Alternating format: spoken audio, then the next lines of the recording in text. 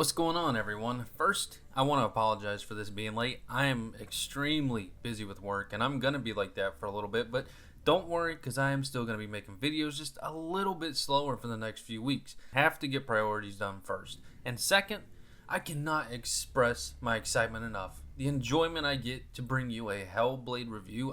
I was probably the biggest fan of Part 1, having beat it on every system, and some more than others. Now, Hellblade 1 had some awesome advertisement. AAA game at a premium indie price. However, Part 2 is a bit more up there. So, let's find out if Senua Saga Hellblade 2 is worth the $50. My name is Tanner. This is For Your Money, a different kind of review.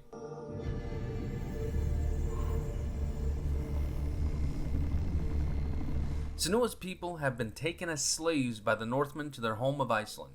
To her luck, a storm sweeps in and wrecks the entire fleet, allowing her to escape and fight her captors. Only to find out, though, one of the men is also plagued by the darkness. Iceland is no safer than the lands that Senua once conquered.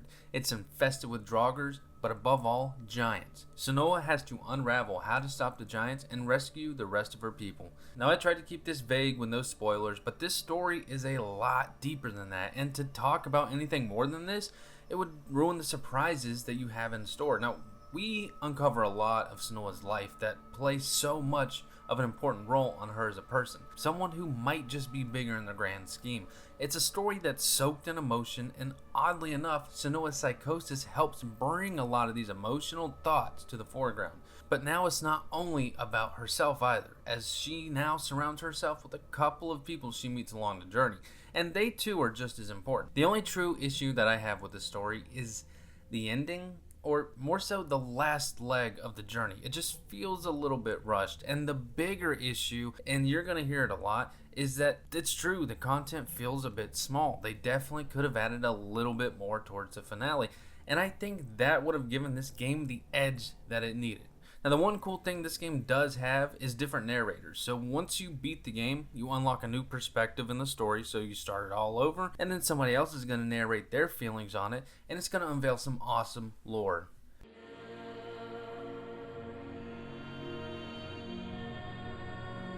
Here is not where the meat and potatoes of the title is. That's for the design and the story. But the gameplay, it's still fun. It's a hack and slash mixed with puzzles and a lot of walking.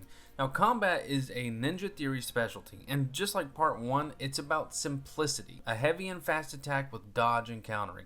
It has a good flow to it, and at the end of each enemy's life, there's a neat execution, and there's a lot of unique ones, and it really helps the game feel cinematic. It is a bit lackluster when we compare it to the first installment, and that's because, one, you're only going to face one enemy at a time. Never more than that, which is fine, but there's no real fear whenever you're fighting. And second, the kick mechanic is no longer in the game. Now, while that sounds like a small feat to lose, it is noticeable because that kick helped with the enemy blocks and it gave you a second to breathe. And lastly, there's not as much combat here. Part 1 had a good bit of fighting and it had some awesome boss fights that were memorable. But here there's only two boss fights, one in the very beginning and one at the end. And that is a huge letdown. And it ties into the fact that I understand this game's content isn't all there. What we have is great, there's no question asked, but most of it just feels like a lot of walking and embracing the beautiful design rather than fighting. And for solving the puzzles, they're easy, it requires no thought to it, and it's the same thing we saw in Part 1, just focus on a rune and then find parts around the area to complete it and unlock the door. Now, I love what Part 2 has in it. I enjoyed everything, and none of it was terrible. It was fun as hell, to be honest with you. It just wasn't enough. Not even just the combat, but some more puzzles with a little bit more complexity would have been nice to see as well. I like what we have, but it's just not enough gameplay, especially with some of the awesome fight scenes we had in Part 1, like that bridge scene. There's nothing like that in here. I mean, similar, sure, but not as satisfying.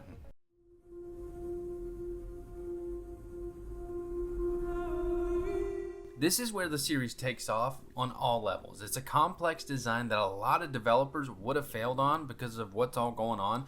The voices in your head constantly, the shifting world, the different visual effects, but they nail it every single time. Showing the brutal world of mental health, the devastation of Norse mythology, and the terrors that it has in store. It's one of the most unique gaming worlds to be a part of, from the beautiful landscapes of the distant mountains and valleys to the horrors of cave lurkers and a soul-infested water that has black tar hues. It's a design that I never doubted for a second when I booted up the game, and I knew that they would nail it.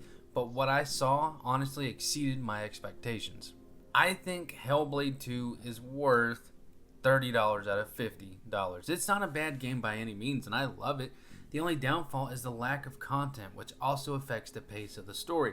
Some sections feel dragged on, while others feel rushed, and that's mainly the latter half. And another thing too is Hellblade Part 1 was only $30, and I like that one a lot more, so I refuse to give this one an upper hand in price. If you see this game on sale for $30, go ahead and buy this sucker. And if you don't want to wait, I mean, I can't blame you, it's a sequel, so you probably do want to see the next installment. That's all I got today, folks, and like I said, I am busy, but I will be working on my next video soon.